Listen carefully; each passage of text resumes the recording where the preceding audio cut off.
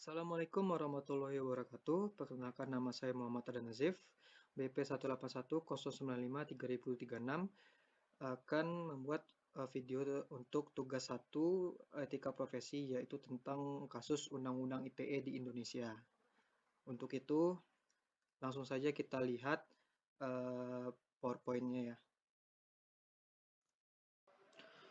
Undang-Undang ITE di Indonesia. Jadi pertama-tama itu kita harus tahu apa itu Undang-Undang ITE. Jadi, Undang-Undang Informasi dan Transaksi Elektronik merupakan undang-undang yang mengatur tentang informasi elektronik dan transaksi elektronik. Maksudnya itu, informasi elektronik itu diartikan sebagai satu atau sekumpulan data elektronik, termasuk tetapi tidak terbatas pada tulisan, suara, gambar, peta, rancangan, foto, electronic interchange, surat elektronik, telegram, telex, telekopi, atau sejenisnya. Huruf, tanda, angka, kode akses, simbol, atau perforasi yang telah diolah yang memiliki arti atau dapat dipahami oleh orang yang mampu memahaminya. Sedangkan transaksi elektronik adalah perbuatan hukum yang dilakukan dengan menggunakan komputer, jaringan komputer, dan atau media elektronik lainnya. Jadi langsung ke kasus Undang-Undang ITE. Pertama adalah ada kasus Ahmad Dhani yang dia membuat konten video yang berisi kata idiot. Video ini dia buat, atau bukan video, mungkin vlog, sama sih. Vlog ini Ahmad Dhani buat ketika dia berada di hotel di Surabaya. Ketika itu dia ingin menghadiri acara 2019 ganti presiden. Eh, Jadi Ahmad Dhani melalui vlognya itu dia menggunakan kata idiot jadi kata idiot itu mengacu pada pihak-pihak yang tidak setuju dengan gerakan ganti presiden tersebut. Eh, jadi Ahmad Dhani, karena tindak kejahatan yang dilakukannya, dia dapat dugaan pencemaran nama baik, di mana terdakwa membuat konten video si kata idiot tersebut. Dia melanggar pasal 27 ayat 3 Undang-Undang ITE dan bab 5 perbuatan yang dilarang, yaitu pasal 27 tersebut berbunyi setiap orang dengan sengaja dan tanpa hak mendistribusikan atau mentransmisikan atau membuat dapat diaksesnya informasi elektronik, dokumen elektronik yang membuat nama muatan penghinaan atau pencemaran nama baik. Jadi dia membuat video tentang penghinaan seperti itu.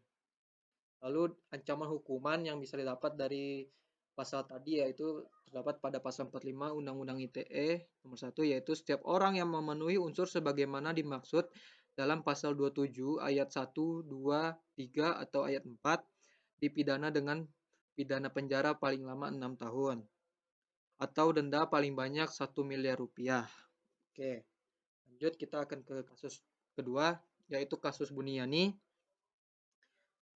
Kasus Buniani. Jadi kasus Buniani ini waktu itu dia tindak kejahatan dilakukannya itu yaitu Buniani ini melakukan ujaran kebencian dan mengedit isi video pidato Ahok sehingga dia dinilai memenuhi unsur pasal 32 ayat 1 dan pasal 28 ayat 2 Undang-Undang ITE.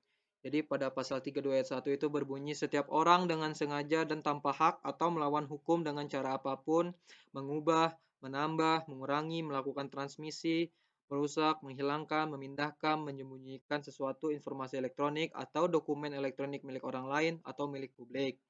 Lalu pada pasal 28 ayat 2 berbunyi setiap orang dengan sengaja dan tanpa hak menyebarkan informasi yang ditujukan untuk menimbulkan rasa kebencian atau permusuhan individu atau kelompok masyarakat tertentu berdasarkan atas suku, agama, ras, dan antar golongan. Sehingga dia mendapat ancaman hukuman yaitu Pasal 45 Undang-Undang ITE nomor 2, setiap orang yang memenuhi unsur sebagaimana dimaksud dalam pasal 28 ayat 1 dan ayat 2 dipidana dengan pidana penjara paling lama 6 tahun atau denda paling banyak 1 miliar rupiah. Lalu pada pasal 48 Undang-Undang ITE ayat 1, setiap orang yang memenuhi unsur sebagaimana dimaksud dalam pasal 32 ayat 1 dipidana dengan pidana penjara paling lama 8 tahun atau denda paling banyak 2 miliar rupiah.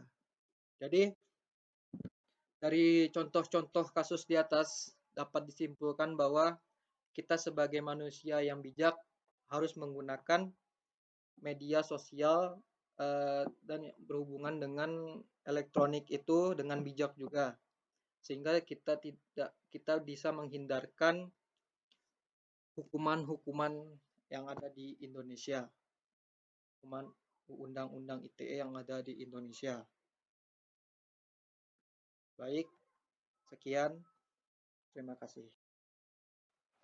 Mungkin hanya itu yang bisa saya sampaikan. Bila ada salah-salah, mohon maaf. Wassalamualaikum warahmatullahi wabarakatuh.